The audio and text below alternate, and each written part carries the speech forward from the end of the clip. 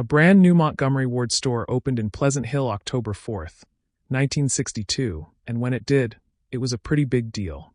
Affectionately referred to by many of its loyal customers as Monkey Wards, people from all over the corridor have many fond memories of this place, which offered just about everything from motorcycles to nylons, a spinning beach ball, snack bar, and the smell of fresh popped corn.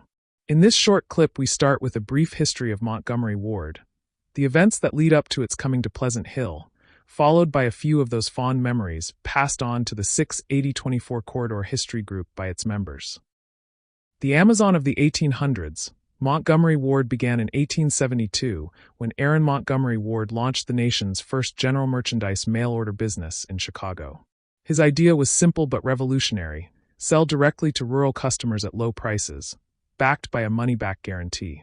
By 1883, the catalog had grown to 240 pages and 10,000 items, and by 1904 the company was mailing out 3 million catalogs annually, each weighing about 4 pounds.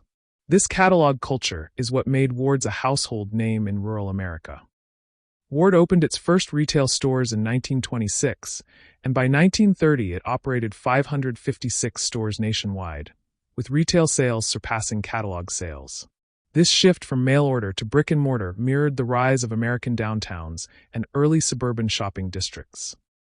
The Pleasant Hill Montgomery Wards was part of the Contra Costa Center development, which germinated in 1960, to which it would stand as the key tenant on the 2,400-acre project in a 153,000-square-foot building in the mall-type center. Located at the southeast intersection of State Route 24 and Monument Boulevard, adjacent to the Fair Oaks subdivision. Pleasant Hill's Montgomery Ward opened Thursday morning, October 4th, with flags flying, music playing, and thousands on hand to witness the official ribbon cutting. According to an article in the Contra Costa Times the day after the opening, traffic was jammed for blocks along Monument Boulevard as cars filed into the parking lot, where about 5,000 gathered around the speaker's platform at the store's main entrance. At the rostrum, Mr. Wilsey, its manager, welcomed the visitors and introduced the speakers: John Barr, chairman of the board of Wards, Leonard Grote, and other dignitaries. Grote said that the opening of the store signaled Pleasant Hill's graduation from a bedroom community. Barr said that the store was not there to compete with other stores in the area, but noted that the company had done 3 years of study to show that all concerns would operate profitably together.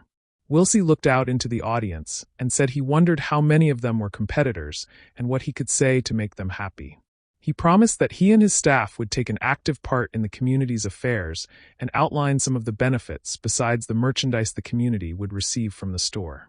He mentioned $2 million in annual salaries, $500,000 that would be spent by employees on new homes, another $500,000 on rents, and $500,000 in food. Producers note, it sounds like there was great concern that this new Montgomery Wards would hurt Pleasant Hill's established businesses, which was probably true, but that is simply the evolution of business, Amazon being the latest example, to which I predict that someone down the road will come up with an idea that puts Amazon out to pasture. A few minutes later, Barr cut the ribbon being held at the door entrance by 4 lovely ladies. As the ribbon fell away, he and 8 other special guests were engulfed in a stream of people who swarmed into the store. Onto a few of those memories from its loyal customers and passers-by. The one that sticks in my mind the most clearly is the iconic temperature and time sign that reached into the sky in the Ward's parking lot. Howard Gibbs remembers that they would always try and guess the temperature before they got to it every time they would drive by. David Smith joked that back in the 60s and 70s they knew that they were on the information superhighway whenever they passed it. Many fondly remember the reverse vacuum cleaner with the spinning beach ball and the candy and nuts counter under the escalator that seemed so magical. Greg Hansen remembers smelling the caramel corn out in the mall and tugging on the parents to get you to that candy counter. Rick Wedelin recalls that in 1977 they had a contest to win a new British sports car, with one on display under the first-floor escalator, a yellow Triumph Spitfire convertible. After school, Rick would drive down there just to drool over that car. Monica Carlos fondly remembers working in the coffee shop there, and that many of the guys that worked in the Ward's auto shop had some very cool cars. Barbara Leith and Noelle O'Loughlin remember the mall during the holidays and getting pictures with Santa Claus and the Christmas catalog wish book that arrived every November. Ours always had many pages where the items we dreamed about were circled. It was Robert Henderson's old stomping grounds, attending school nearby, and that there would be a great carnival every year in the Ward's parking lot. The same parking lot where Janice Groth Hoagland's dad taught her how to drive a 4-on-the-floor pickup truck on Sundays.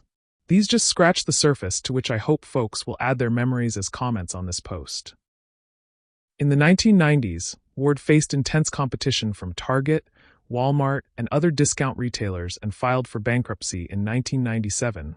Modernization was attempted, but they ultimately liquidated in 2001, and the Pleasant Hill Montgomery Wards closed in 2000 and was replaced a few years later by a Kohl's department store, which is still in business there today.